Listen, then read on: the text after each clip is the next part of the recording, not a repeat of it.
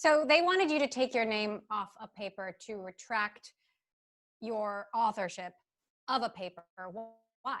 Our main problem was that some unknown group of people wrote some confidential document to HR that was then read to us that we're not even supposed to know about. And so we did not understand why this process happened. We did not understand why we couldn't have a back and forth, which is usually what you do when someone has issues with your paper. You have a conversation about it, especially if it's internal. If they had some sort of PR or policy risk, then the PR and policy people had a chance to talk to us about our paper because we gave them a heads up before we even wrote our paper, and we added them to the documents. So to have somebody just to give you an order to retract your paper with no further discussions is extremely disrespectful to researchers.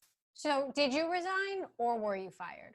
I did not resign. I believe I was fired. Now, Sundar Pichai has apologized for the situation, and I want to read a portion of what he had to say. He said, "I've heard the reaction to Dr. Gebru's departure loud and clear. It seeded doubts and led some in our community to question their place at Google. I want to say how sorry I am for that, and I accept the responsibility of working to restore your trust." Some have pointed out he didn't apologize to you directly. What do you make of his response?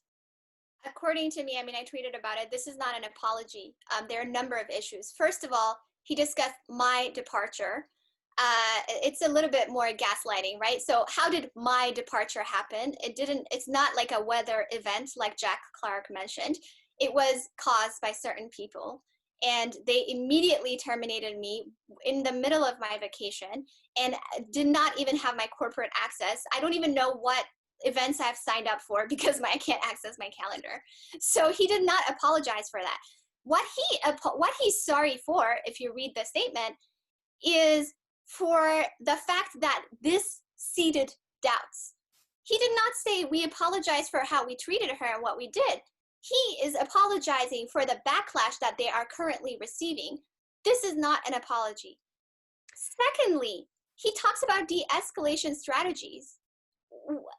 For whom? I mean, I would appreciate de-escalation strategies for the managers and HR and legal people who decided to fire me, but certainly not for me, because I am not some sort of unreasonable, angry person who needs to be de-escalated or have some sort of strategy for. I'm a reasonable person you can have a conversation with. Your work on algorithmic bias has been groundbreaking. You were on our show before when you used to work with Microsoft. Yeah. Google also does have a track record of publishing on the topic of responsible AI. Do you believe that Google can really do fair, effective, and probing research into AI ethical questions on its own products? If they continue to treat people like me, raising issues on these products, either by immediately terminating them or censoring their research with no discussion, I do not believe that they will be successful. I believe that they can successfully publish. Of course, there are different degrees of band-aids or fundamental changes that you can make. So it doesn't mean that they can't continue to publish. But to really do successful research in this area, you have to be able to be introspective rather than incredibly defensive and disrespectful to said researchers. Now, Google has, for many years says it cares about diversity, made commitments to diversity efforts, just doubled down on equity efforts earlier this year.